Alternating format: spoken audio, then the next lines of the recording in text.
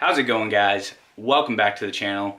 So the topic of today's video is going to be the macronutrients, and more specifically carbohydrates.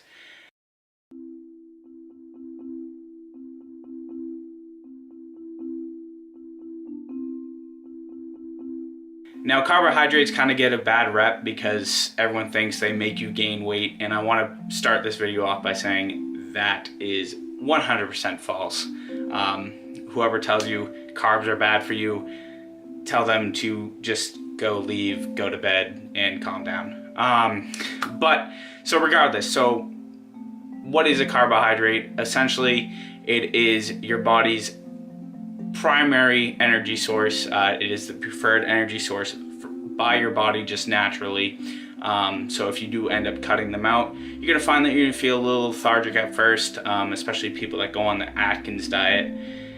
They feel tired a lot. That's because they're trying to get their energy from other sources, and it's just not a fun existence. So how much carbs should you eat? That's the kind of the question everyone's gonna be asking.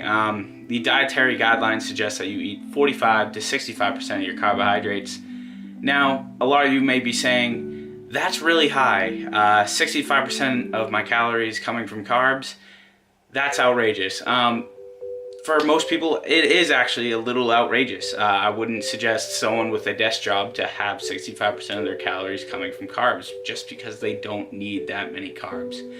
So, with that being said, if you are training at a consistent basis and your training intensity is pretty high, I would suggest being at the high end of the carbohydrates. Now, if you do have a desk job, I would suggest being at the lower end. Or if you live a sedentary lifestyle where you're not moving much, you're not expending much energy, probably go at the lower end of that recommendation.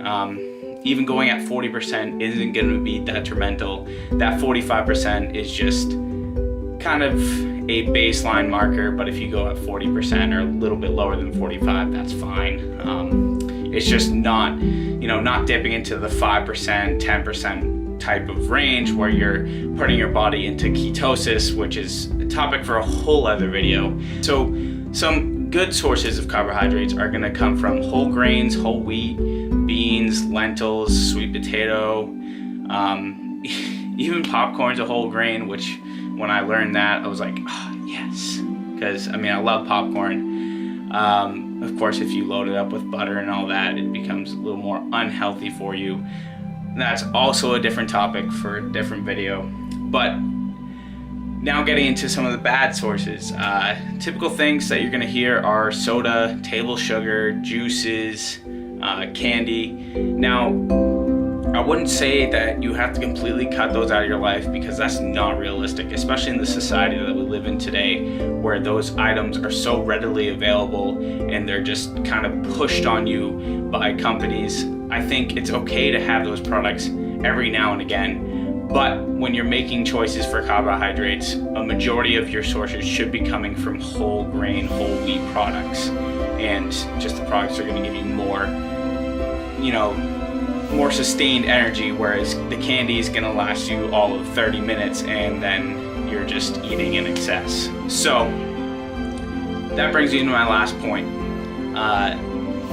There's no way that you're going to gain or lose weight by cutting out one specific macronutrient. If you're still overeating, you're still going to be gaining weight, regardless of what you do with your macronutrient percentages and everything like that.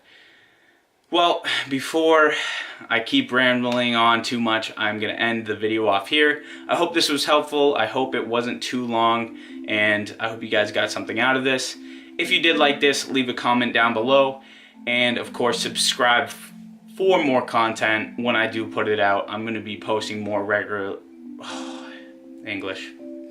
I'll be posting just about every week, so subscribe, like, and comment down below. I will catch you guys in the next video. Let us all say the pledge. I am a nice shark, not a mindless eating machine. If I am to change this image, I must first change myself. Fish are friends, not food.